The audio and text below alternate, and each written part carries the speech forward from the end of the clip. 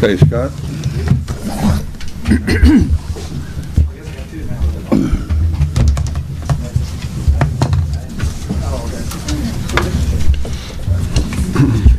Bob Van Haren, Here. Jennifer Baker, Here. Philip Frame, Here. Jim Bodenhammer, Here. Nick Reed, Kari Emanuel, Here. Wayne Allman, Here. Susan Stockton. Here. First item you've got tonight is the minutes of July 17th. I'll make a motion to adopt the minutes. Second.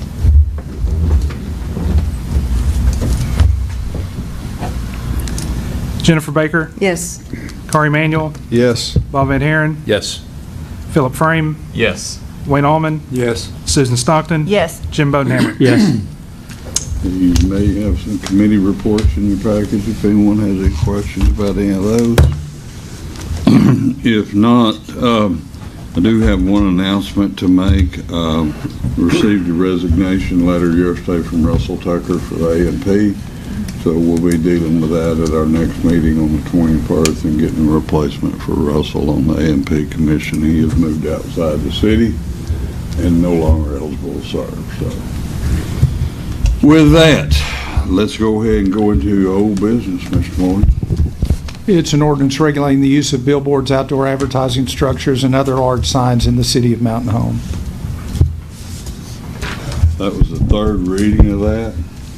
And I don't know if Scott's got anything to bring you up to speed on. Yes, Mayor, we did change a couple things after that second reading. I sent this out, this is part of the packet and everything, but I just wanted to kind of mention it, and we'll kind of read it into the minutes here. We deleted the previously used definition of what a wall mural is. Now a display with or without lettering painted on the side of an exterior wall is generally not considered a sign, and no permit is required for such artwork. I think that kind of makes everybody happy as far as the wall mural regulations go. We did add in a reservation that if your painted wall art meets the definition of an off-site sign, which means that it's advertising a business, a transaction, or an event not located there on site, the city can declare that display an off-site sign and it can regulate it as such. Generally, off-site signs are not permitted anywhere in the city. Example I have down here, you own Bob's Burgers. You would not need a wall sign permit to paint either Bob's Burgers, the name, or a giant hamburger on the side of the business, since one is the name of the business and the other is a giant painted hamburger advertising your business. However, if you wanted to paint an advertisement for the doll show on the side of Bob's Burgers, then that would be considered an off-site sign since the doll show is not right there at the restaurant. That's the only kind of distinction on it. When we talked about that, we thought this will address everything, and we kind of added this thing about if it rises to an off-site sign, we can call it that and regulate it. Because otherwise, if we don't do that, we've made every bare wall in the city of Mountain Home basically a billboard at that point. You could sell it for advertising space, go out and paint your billboard on the side of the building. So that was kind of the thinking there. I don't know if we'll ever actually end up having to use that on anything, but we felt we need to do something there just to protect the city's interest on it rather than just turning it 100% loose.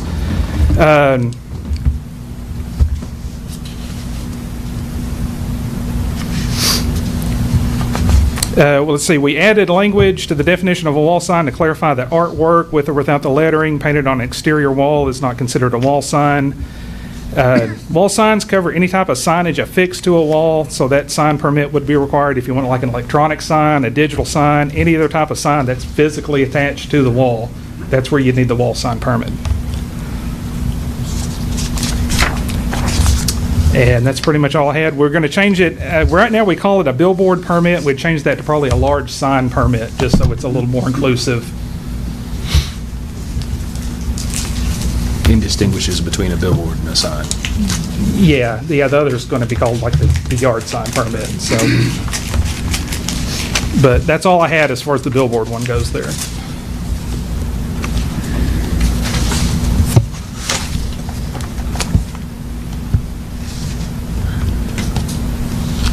I'll make a motion we adopt the ordinance. Second.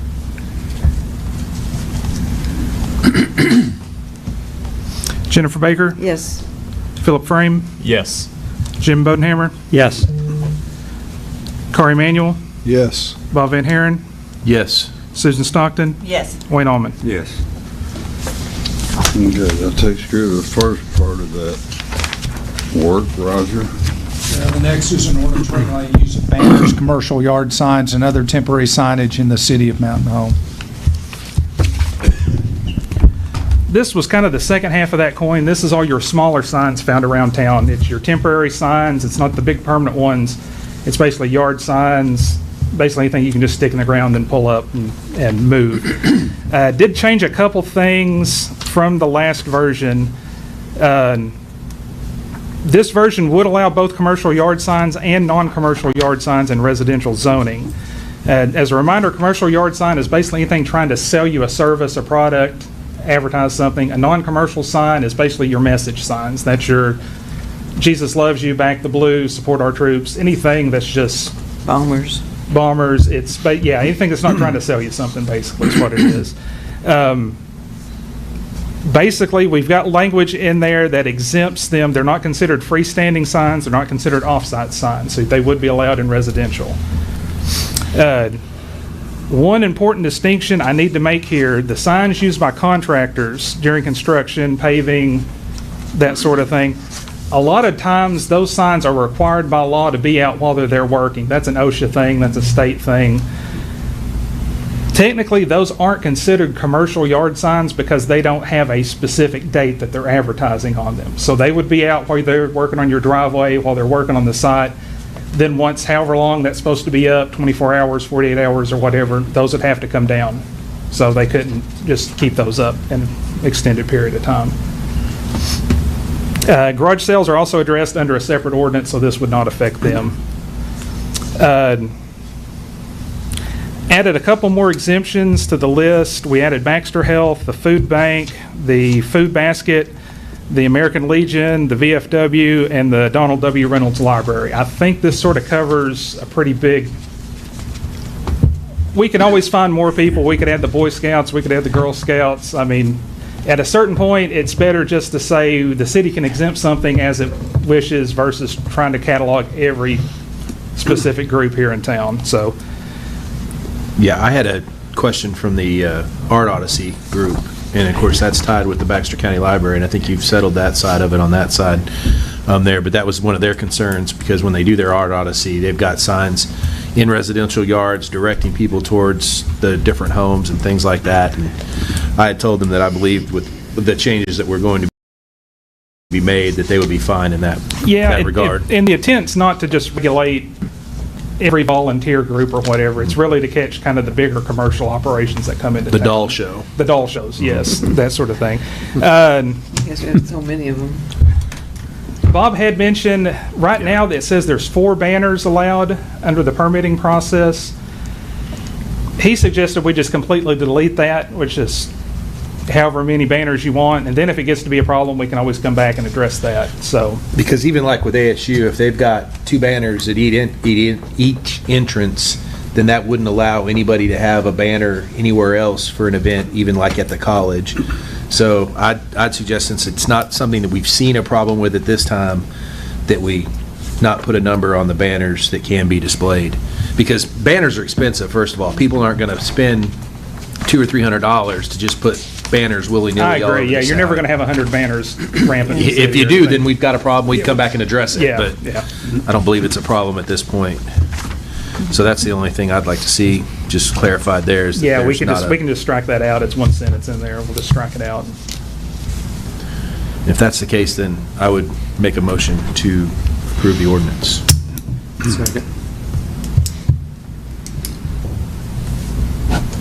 Jim Bodenhammer, Yes. Susan Stockton, Yes. Wayne Allman, Yes. Philip Frame, Yes. Bob Van Haren, Yes.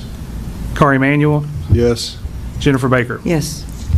So that gets all that done for a while, we hope. It'll be 30 days before that goes It'll in. go 30 days before it becomes official, yes. Thanks for all your work on this, Scott. Yeah, You spent a lot of hours on this, Well, especially with all the changes. I'm the sort of sicko, I enjoy doing this sort of stuff, so you got the right man for the job here.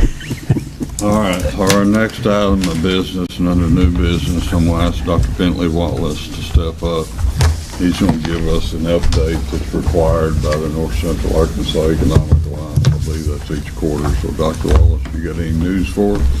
Thank you, Mayor. Good evening, Council. I appreciate the opportunity to be here. My name is Bentley Wallace. I'm the Chancellor at ASU Mountain Home, and I'm also an ex officio member of the North Central Arkansas Economic Alliance. The chair of that group, Alan Moore, was out of town. Should have been him standing here, but because he had to be gone, I was asked to do this on behalf of the Alliance. Proud to do so. The Alliance is doing good work and appreciates the partnership with the city so much.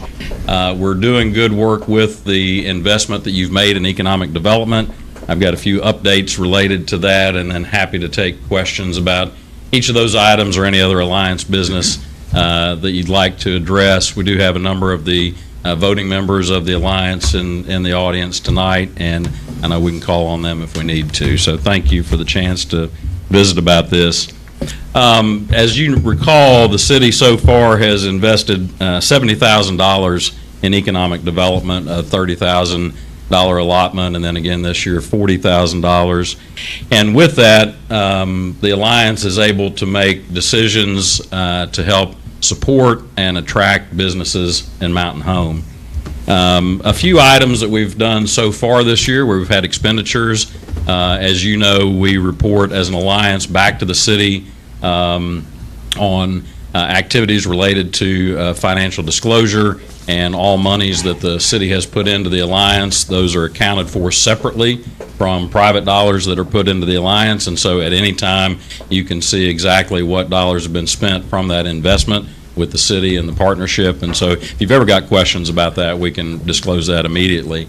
A few small things that we've done. We had draft day back in March. I know that you've seen a report on that so far. That's in partnership with State Chamber of Commerce and the Be Pro, Be Proud movement, where we brought employers and high school juniors and seniors from all over the region to come in and look for potential jobs, and we did help students find jobs immediately, as well as internships and interviews, bringing economic expansion through jobs. And so with those great paying jobs comes economic growth, per capita income growth, and that type of investment from the Alliance and the city's partnership is paying dividends. So much so the response from the region, from the K-12 districts, from the employers, most importantly, they've asked that we do it again, and the State Chamber has already awarded Mountain Home the opportunity to have draft day for this part of the state again next year. And we broke all the records in our first year and expect to do so again in year two. We continue to track consumer choices through Placer data. I know you all are aware with how we use Placer to determine where people go, how they spend their money. It's cell phone based data, and we continue to invest in that to see not only how people are spending money, where they're choosing to go, in what order in Mountain Home, but also how are they choosing to spend their money outside of Mountain Home. How are Mountain Home residents, what are they doing when they leave, and where are they spending their money at retailers and service providers outside our area. It's important information. We'll come back to that in a minute when we talk about the Aldi store that's coming to town. We also are continuing to build the collaterals that we have to use in our economic development work.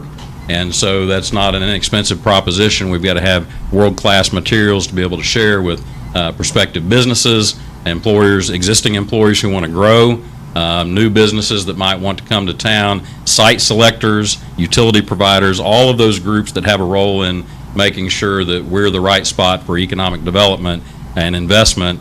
And we have to have the collaterals, we have to have the materials ready to go. As we've talked about before, when we get a call from a prospective business or a site selector, we often have to respond in less than 24 hours. We can't wait until then to develop our products. We have to have them ready to go. We have to have the data that they typically request, and it has to be slick. It is competitive, incredibly competitive across communities our size for the types of businesses we're trying to attract. And so investing in those materials is part of the work that we're doing. We talked about draft day and the economic impact and workforce development impact that has. We're going to continue to do that work. We also hosted 40 educators this summer, connecting educators to industry. They met on campus, and these are K-12 educators, and then toured area employers. And so that connection, that investment in telling our story to those high school teachers and counselors who have by far the most impact on the decision-making of those teenagers, letting them know, making sure they understand what's actually happening at these large employers in our area so that they can go back into the classroom and talk about the high-tech nature, the safe nature, the fact that most of these places are temperature-controlled and clean, that those employment opportunities and education opportunities, where those coincide, it's important work. We were happy to host that group this summer and anticipate doing that again in the future. We've got a really exciting opportunity coming up. It's a grant program called Revive and Thrive. And this is an opportunity for small businesses to improve the facade of their business. And it's a matching grant opportunity. We're starting with a $10,000 allotment of funds toward that effort. And the way it works is a small business says, hey, I really want to dress up the outside of our business, want to improve our neighborhood, but those aren't inexpensive projects. And so they can come to the Alliance and fill out a grant application and ask for assistance towards the improvement of that property.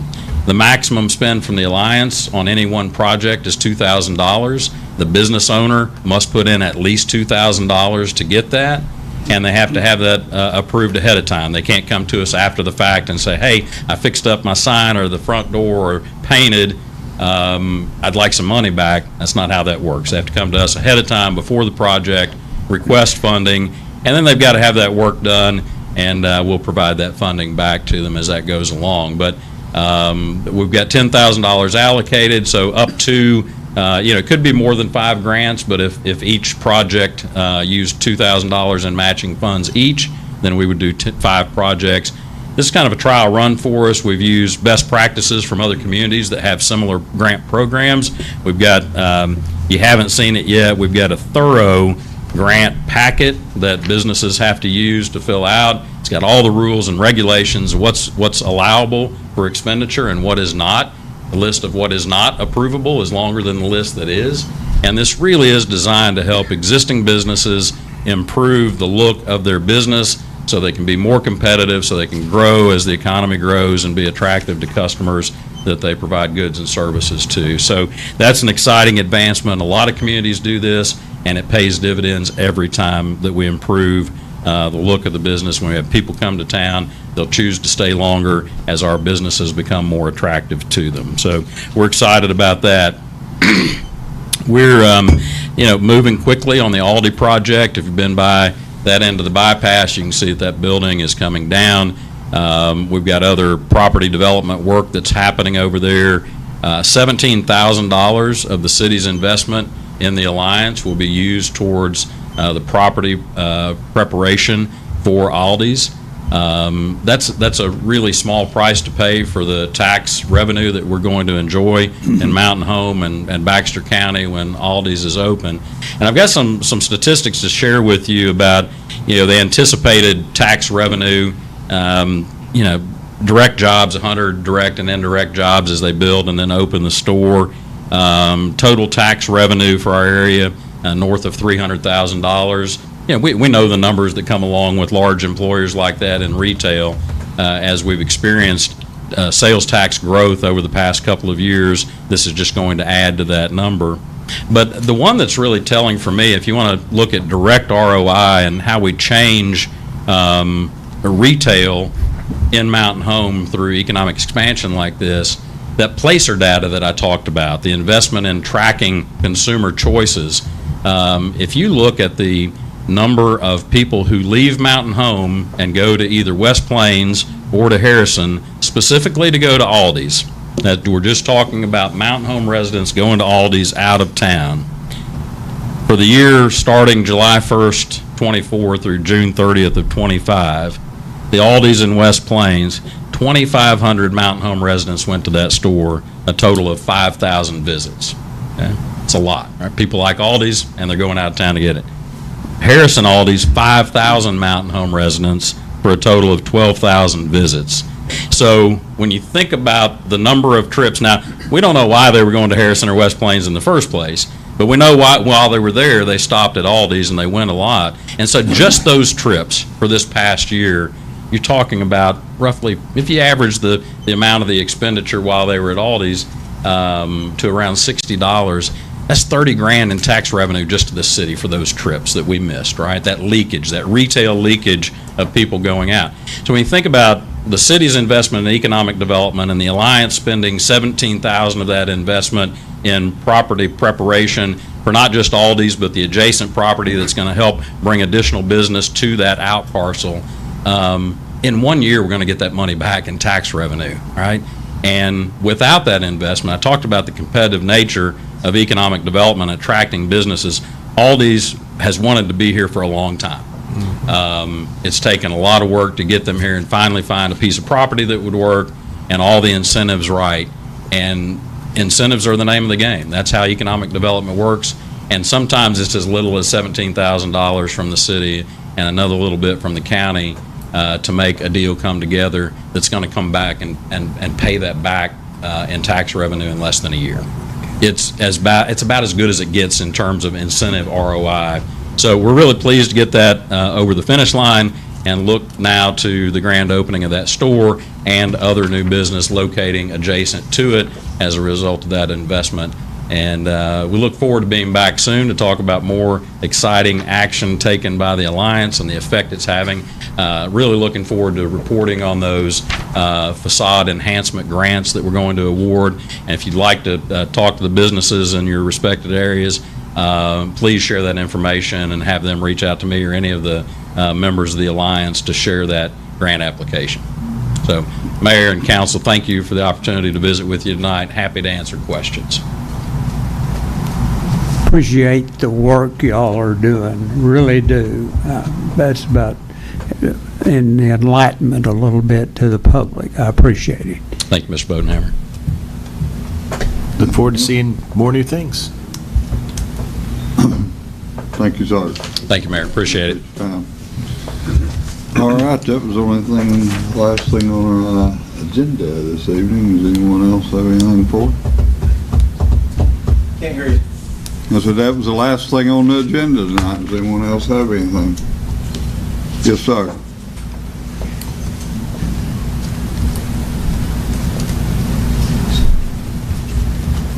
My name is John Frazier. I own Mountain Home Computer Repair. It's a mobile computer repair business. I have a location at 607 Baker Street, which is right Okay, next to... Let me interrupt you for just a second, Mr. Frazier. Sure. You're here to talk about something that's a code issue, and you've been dealing with our code officer and stuff. Uh-huh. And I think he has asked for some opinions from the city attorney about that. So at this time, we're not going to entertain listening to a complaint that's active, okay? Okay. Let's let them do their work, Sure. respond to you, and I saw the message today. Okay. So let them get an answer back to you, and then if you have anything else Then we you'd can like bring to it appeal to this council, you Okay. can do it that time, right? Sounds good. Thank you. All right, anything else? Motion to adjourn? Very good, Bob. All in favor? Aye.